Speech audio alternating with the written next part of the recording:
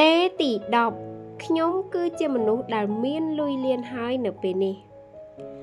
ថាមពលនៃការស្រោបកាដូចគឺថាមពលដែលខ្លាំងបំផុតនៅក្នុងចក្រវាលកុំរងចាំឲ្យទាល់តែអ្នកមានលុយលៀនសិនហើយទើបមានអារម្មណ៍ថាមានវាតែឲ្យអ្នកមានអារម្មណ៍ថាពេលនេះដូចអ្នកមានវារួចរាល់ហើយពេលខ្លះគឺយើងត្រូវជាមនុស្សម្នាក់ដែលនាំខួរក្បាលរបស់យើងឲ្យគិតការគិតហ្នឹងគឺមិនមែនយើងគិតទាំងយប់ទាំងថ្ងៃទេគឺយើងគ្រាន់តែថាគិតលេងលេងណាអ្នកនរគ្នាការដែលយើងចង់ស្រូបលុយយើងចង់បានអីក៏ដោយយើងកុំគិតបែបអូយធ្វើម៉េចឲ្យបានណាហើយវាមកមែនអត់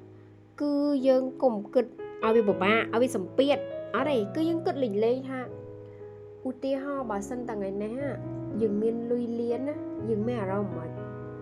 បើយើងមានលុយលៀននៅក្នុងដៃនេះយើងទៅធ្វើអីខ្លះយើងទៅញ៉ាំអីយើងទៅដើរលេងកន្លែងណាយើងទៅ shopping បែបណាហើយយើងចង់ទិញអីឲ្យខ្លួនឯងនេះគឺលក្ខណៈថាគិតលេងលេងណាអូខេไหมណោះចក្រវាលអត់ចូលចិត្តអ្វីដែលសម្ពាធខ្លាំងពេកទេចក្រវាលចូលចិត្តអ្វីដែលលេងសើចសប្បាយគិតលេងលេងតែប្រាថ្នាមែនតេអញ្ចឹងណា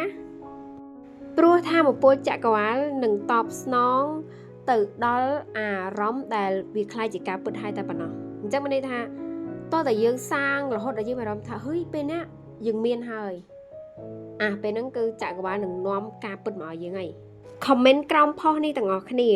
ខ្ញុំមានហើយខ្ញុំបានទទួលហើយខ្ញុំអរគុណចក្រវាលរួចរាល់ហើយ